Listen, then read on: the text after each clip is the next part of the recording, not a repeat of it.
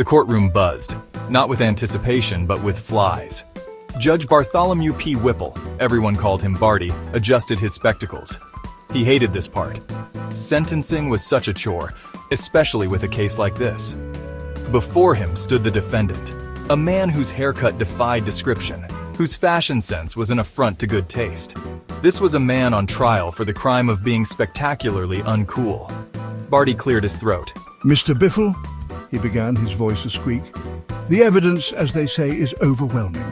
Biffle, oblivious to the courtroom's barely suppressed snickers, grinned, revealing a chipped tooth. Overwhelmingly awesome, you mean, he chortled. Barty winced. Oh dear, this was going to be even worse than he'd imagined. The trial had been a comedy of errors, only nobody was laughing. Biffle's attempts at humor fell flatter than a pancake on a trampoline. His jokes, recycled from the 70s, elicited groans rather than giggles. Why did the Scarecrow win an award? He'd boomed during his testimony. Because he was outstanding in his field.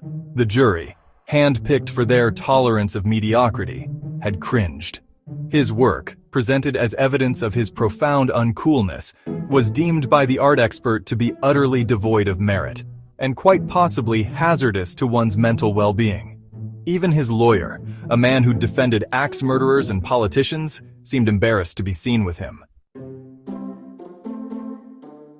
Mr. Biffle, Judge Whipple squeaked, mopping his brow with a handkerchief, this court finds you undeniably, irrevocably, and irredeemably uncool. Biffle's face fell. But Your Honor, he stammered, his voice a nasal whine that could curdle milk. I can change. I can learn to be cool. The judge shook his head sadly.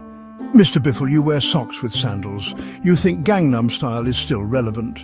You collect ceramic frogs, he sighed. Some things just cannot be fixed. He shuffled through the papers on his desk. Therefore, he declared, I hereby sentence you to...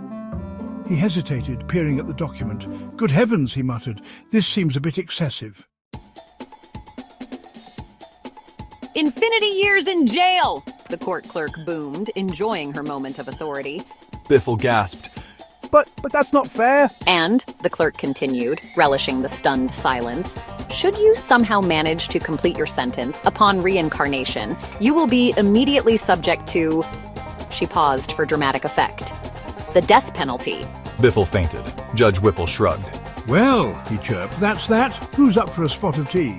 He exited the courtroom, whistling a jaunty tune. Justice, even when served with a side of absurdity, was a dish best not lingered over.